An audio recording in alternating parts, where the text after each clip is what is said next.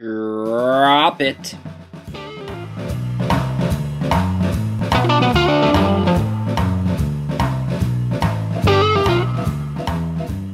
Hey guys, welcome to another episode of Drop the Digibomb. And in this episode, we're going to talk about the future of social bookmarking. But we're also going to take a quick look at the history of social bookmarking. So real quickly, for those of you that don't know the term social bookmarking or have heard the term but don't really understand what it is or might not be aware because you don't necessarily use those kinds of web apps, essentially social bookmarking is a way for people to browse online and bookmark information of some kind, whether it be a picture, a video, a song, a post, an article, a link, anything, doesn't matter. All these things can be bookmarked on a platform where other people can then find them through your profile based on traffic, based on how popular it is, how many hits it gets, etc., etc., etc. So very simple, social bookmarking is the ability to bookmark stuff online and share it, hence bookmarking and social. So let's take a quick look at the history of social bookmarking. I'm not going to give you any time frames per se, but some of the ones that have been around for a very, very long time are essentially ones like Reddit, which you're looking at right now on the screen. Reddit is known as the front page of the internet. So pretty much anything that can happen in the world, or especially anything that happens online and anything that happens in the world of geek or tech or anything like that, ends up on Reddit. Now, if you take a look at Reddit, it's fairly simple. It's a pretty straightforward site. I mean, it's broken down into various different categories, right? So you've got everything from, everything that's on the front page to random stuff, but then you got things like pics, funny, politics, gaming, world news, etc., etc. And as you can see, when someone adds something to Reddit, you get a thumbnail, you get a headline, a title, and then you get a brief description and the name of the person who shared it. And then you can vote these up or vote these down. So for example, this has been voted up 3,384 times, and it's the #1 hot item currently on Reddit. So this is basically, this is really not focused as much for the end user as it is definitely for power users, people who are definitely more geeky, which is fine. I'm a geek, so I don't mind using the term geek, but people who are a lot more internet savvy. So this, would use Reddit. My mom, for example, has no clue what Reddit is. She never will, and it doesn't really matter to her. Other ones that might make it in there with some other end users, you don't necessarily need to be a geek per se, are social bookmarking tools like Dig, which has also been around for a very, very long time. And as you can see, it's even more simplified in terms of how they set things up. Well, I shouldn't say that. It's more simplified. Obviously, design-wise, it's a bit better. This is actually the newer Dig. Dig has gone through a few different changes. There's actually more graphics here, if you can believe it. It's actually got more design in it. Whether you like the design or not is not the debate of this discussion, but this is just to give you another idea. And of course, you can like it up, you can like it down, and you get the same basic thing. You've got headlines, you've got text description, and you've got thumbnails, and it's separated into various different categories. And then, of course, there is Stumbleupon, which has been around for a very, very long time. Now, this one's interesting because this is a completely new design for Stumbleupon, and this is a social bookmarking tool that's been around for a very long time. If we quickly take a look at the Wayback Machine, this is what Stumbleupon used to look like. Now, you could also customize your profile, so you have a different color background and different color text. Actually, mine used to be black and green, but Wayback Machine is showing it without any of that CSS. But this is essentially what it used to look like, so more like the Dig and the Reddit. It was it was simplified. You would just bookmark links to cool stuff online, and then other people could check out those links and follow your stumbles. And Stumble gives you a digest of things that you might be interested in. Hey, check out these new stumbles, etc., etc. And as you can see, it's changed a lot, and this kind of leads us into the future of social bookmarking and how social bookmarking has changed, and how, in my opinion, not everyone agrees with this, but I know people that do agree, and there's been a lot of talk about it online, how, social bookmarking tools like Reddit and Digs and Delicious, for example, and there's many, many, many others, they essentially got stale. They were great back in the day to drive traffic. It was a great way to really drive traffic to your website, or to something, to a brand, to a product, to a point of view, to whatever it was, to a movement, to a cause. It was a great way to drive traffic, and there were some cons to that though, where really it was only the power users, the VIPs, the guys on there all the time who really knew how to use the system, that would get their stuff upvoted, or the bigger companies that would get their stuff upvoted, and guys were already well known online that were being followed anyways on various other different platforms that got their stuff up there. So it was hard to get up on the top. It's still very hard to get on the top. Also, there are sharing options. There's ways to friend people and follow people and stuff like that. But to be quite honest, I don't know anyone who ever really did that. And I'm not going to speak for everyone, because I'm sure there are people out there. But for the majority of us who use these kinds of social bookmarking tools, I never friended or followed anybody on there. I used it as a headline engine, and that's what most people did. They would go there maybe once a day, maybe a couple times a week, maybe once a month, just to see what the major headlines were. Or they would use it as a way to try and market something. So if they're working for a brand or themselves or whatever, they would just constantly put their links and their stuff into there to drive traffic back to their site. Things have changed tremendously. I think the one you'd be most familiar with in terms of the newer age and the future of social bookmarking would be something like Pinterest. And I did a video, my last video was on how brands can leverage Pinterest. And just as a side note, recently Pinterest raised $100 million in funds and is valued at $1.5 billion. That's insane, and essentially the entire website is based on, it's a wish list of sorts where people can bookmark things that they love and have, or things that they really want to have, and then they can share it in various different ways. And it looks more like this, what you're looking at here on Stumbleupon. So it's interesting to see how Stumbleupon has decided to revamp themselves to look more like some of the newer social media platforms that are gaining a lot of traction and members. Another example would be Delicious.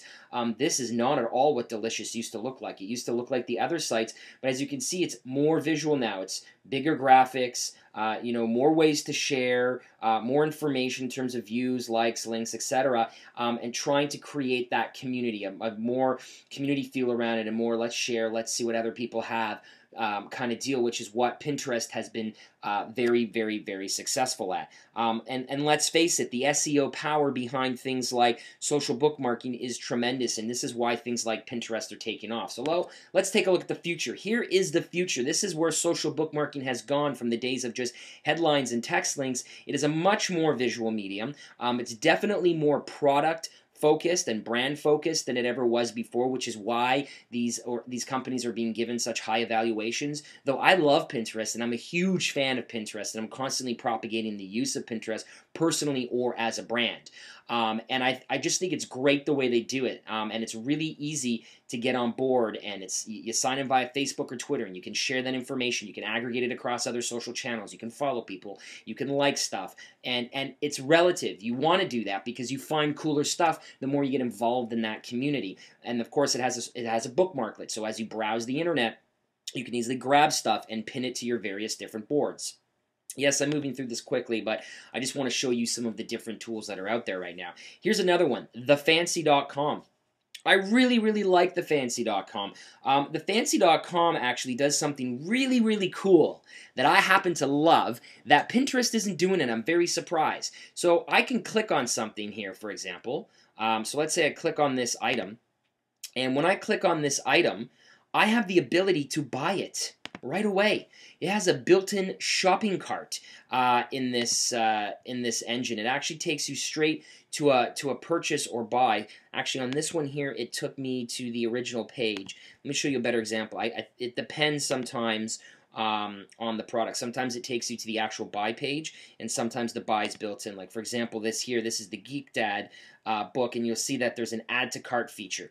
So this is a featured product. It's a product that you can actually buy through the Fancy service, and you can see you have a shopping cart here, and you can purchase the stuff. And I think that's absolutely awesome. Something that that's not being done on other social bookmarking sites as of yet, but I'm sure that's going to come on Pinterest. But just again, another really great example, also really well designed, beautifully laid out, and another great example of the future of social bookmarking. And of course, it also has a bookmarklet. Here's another one I came across, which I happen to really dig as well. This one is called ZooTool.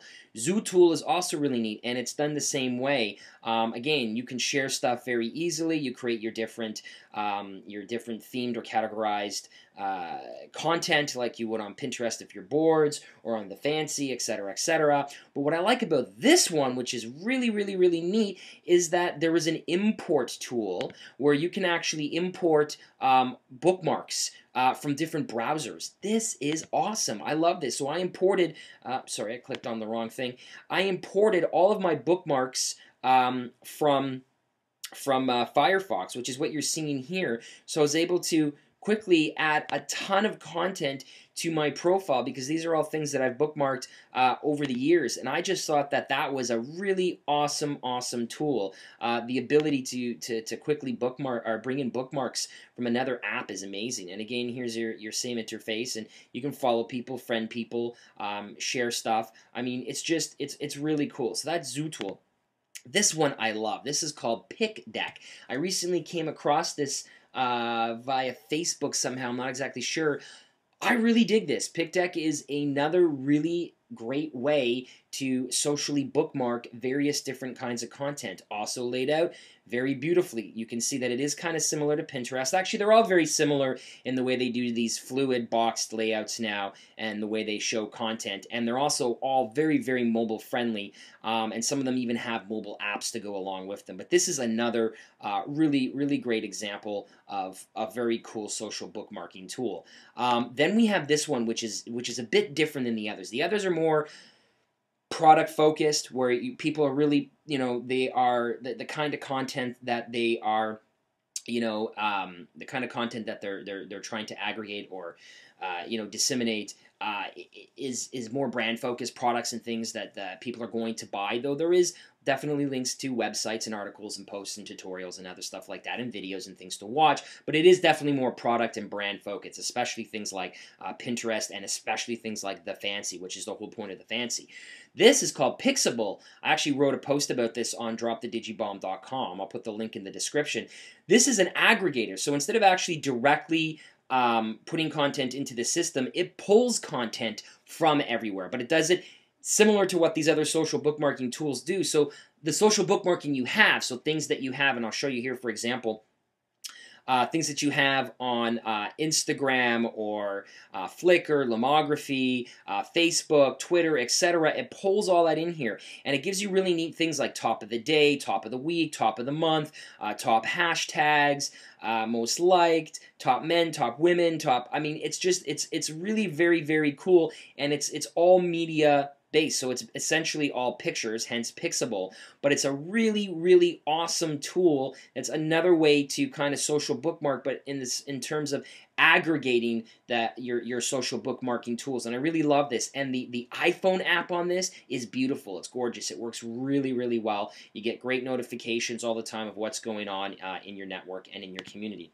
Here's another one. This one here is called Springpad. So Springpad, also not incredibly new, but like the other ones, set up in a similar way. Though you will find on Springpad is definitely more content-based. You'll find that there is definitely products and brands, but you find a much nicer mix here of actual content. So things like movies, posts, articles, tutorials, stuff like that. There's all kinds of stuff on here. It's not strictly product, and again, I'm not going to say that any of them are strictly anything, but some of them tend to be more geared towards a certain area of content. So these are all, in my opinion, some really great examples of social bookmarking tools. So the future of social bookmarking, I mean, I don't know exactly where it's going to go. No one really knows where it's going to go, but it's interesting to see that it's becoming a more visual medium. It's less about the headlines. It's less about the text than here's a link, here's a link, here's a link, and it's more about here's a picture of something, because pictures, in my opinion, say 1,000 words. It's cliche, but it's true. But here's something that looks awesome. I know you want to click on it. So it's playing on some natural human behaviors, and of course, it's got deeper integration in terms of being to share everything on various different social networks into all of your different, Facebook, Twitter, Flickr, Instagram, and some of them even connect to each other. You can pin from one or whatever back and forth. It's really interesting. Things like importing options, and of course the portability, being able to use these on tablets and smartphones, etc., and the fact that some of them already have apps. So big changes we've seen over the years from things like our Reddits and our Digs and our Deliciouses and our Stumbleupons, even though some of them are taking the opportunity to refresh themselves to where we are now. And some are definitely leading the way. Pinterest is definitely leading the way. I think the Fancy is definitely one to keep an eye on. It's doing some really interesting stuff. So that's, in my opinion, the future of social bookmarking. I'm curious to see what other people have to say. I will stick links in the description to all of these different tools, including the post that I wrote on Pixable, as I already mentioned, and a link to the previous video that I did on Pinterest. So that's this episode of Drop the Digibomb TV. Follow me on Twitter @Digibomb, and I'll see you all on the flip side.